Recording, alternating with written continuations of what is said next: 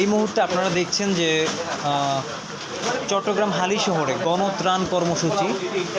গণত্রাণ কর্মসূচির জন্য গণসহযোগিতামূলক কর্মসূচির জন্য তারা হচ্ছে কাপড় এবং হচ্ছে শুকনা খাবার কাপড় মেডিসিন তারপর হচ্ছে আপনার পানি মানে যাবতীয় যা প্রয়োজন মানুষকে সহযোগিতা করার জন্য